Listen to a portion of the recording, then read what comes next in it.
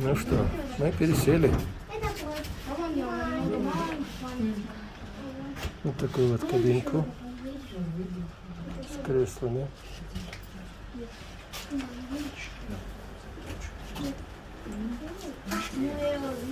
Не слишком удачно все видно. Да? Очки я не взял.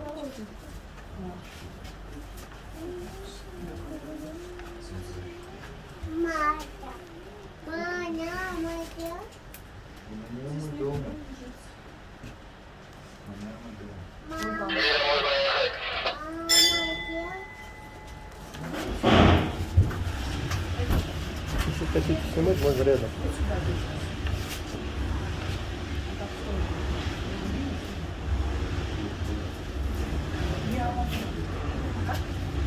Написано 50 лет. Это канат. Да? Надеюсь, 51 надо жить. Должна ты жить, мы же должны вернуться.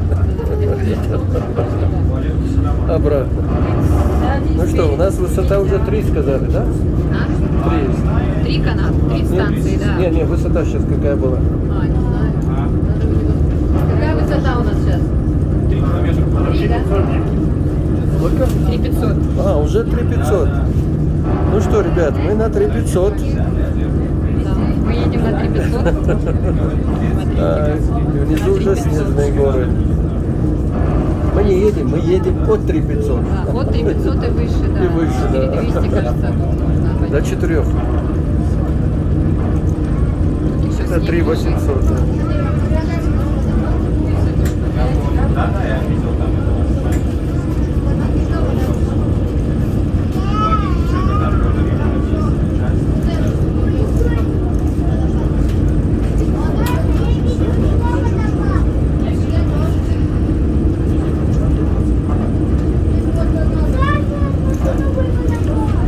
Ну что скажешь, красиво.